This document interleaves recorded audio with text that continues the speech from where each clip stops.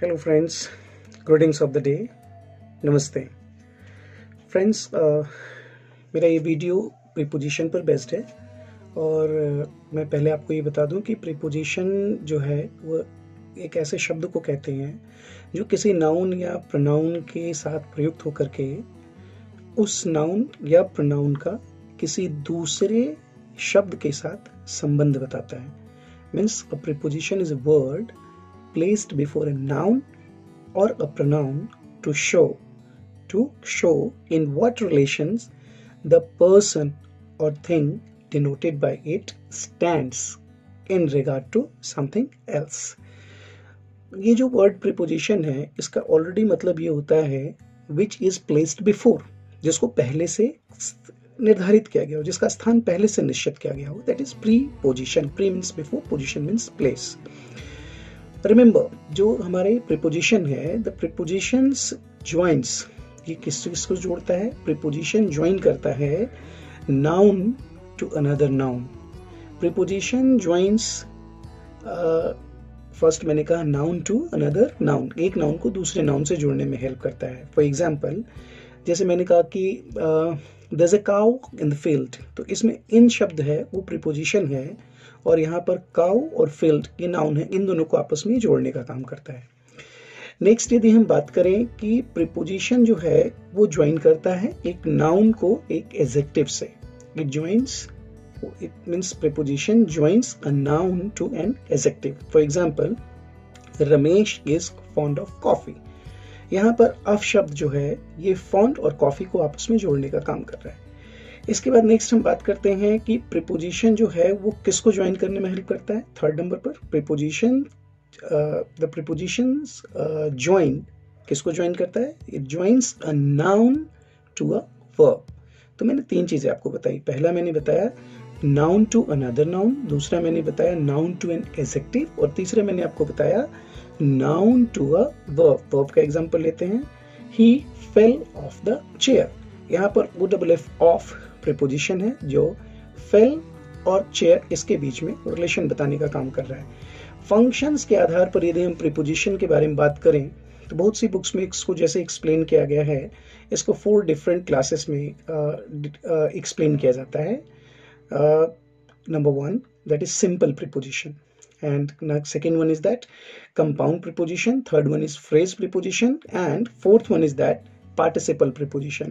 अब ये 4 अलग अलग डिफरेंट सेक्शंस में इसको अलग अलग बुक्स में एक्सप्लेन किया जाता है। प्रीपोजिशन को बेहतर तरीके से समझने के लिए मेरी आने वाली जो वीडियोस हैं इसमें मैं आपको इसको 4 and 4 यानी टोटल 8 पार्ट्स में डिवाइड करके मैं आपको ये एक्सप्लेन करूंगा। जैसे for example, first part preposition of directions, second would be that preposition of place or position, third will be preposition of time, and fourth में जो rest of the prepositions जो बच जाएंगे उनको उसमें मैं explain करूंगा। इसको और भी बेहतर तरीके से समझने के लिए छोटी छोटी प्रीपोजिशंस की जो nitty-gritties रह जाती हैं, जो छोटी मोटी कमियां रहती हैं, जो अक्सर बेहतर बोलने वाले लोग भी प्रीपोजिशन की गलतियां कर देते हैं। जैसे उसने पापा से माफी मांगी, he apologized to his father, या he apologized to father। अब यहाँ पर to is the right preposition, और कई लोग ये सोच करके इसमें from यूज करते हैं कि पापा से का मतलब from। नहीं, ये छोटी छोटी गलतियां हैं जो आप लोगों को मेरे नेक्स्ट वीडियोस में मिलेंगे, जिसको मैं 4 सब सेक्शंस में लेकर के आऊंगा। वो होगा प्रीपोजिशंस जो अलग अलग यूज होता है किस किस के साथ। तो first, prepositions used with adjectives. Second will be prepositions used with noun. Third will be prepositions used with verb. And the fourth one would be prepositions and phrasal verbs. तो इन टोटल 8 सेक्शंस में मैं divide करके आपको अपने next videos में constant provide करता रहूंगा।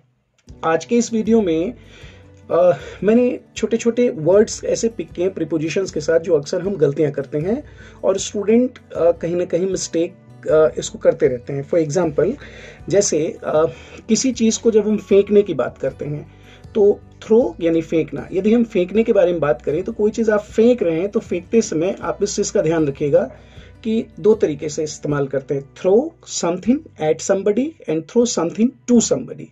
Throw something at somebody, at यहाँ पर एग्रेशन को बताने का काम करता है।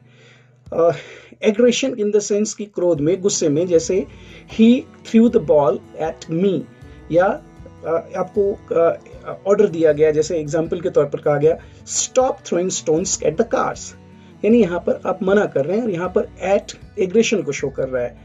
और जब हम कहें कि थ्रो समथिंग टू समबडी, तो ये कोऑर्डिनेशन को शो करता है। जैसे मैंने कहा सपोज हम गेम खेल रहे हैं और फुटबॉल मैच चल रहा है, तो मैंने आपसे कहा excuse me, when you get the ball throw it to me, I will try to help you to take it to the goal post. It means यहाँ पर टू जो मैंने इस्तेमाल किया ये कोऑर्डिनेशन को बता रहा है। ये मोस्टली गेम्स में इस्तेमाल करते हैं, थ्रो समथिंग टू समबडी। एक है throw something at somebody, at aggression को बता रहा है, और टू जो है कोऑर्डिनेशन को बताने का काम कर रहा है। इसके कुछ एग्जाम्पल्स एक प्लाकार्ड आपको डिस्प्ले किया जाएगा, इसमें आपको देखने को मिलेगा।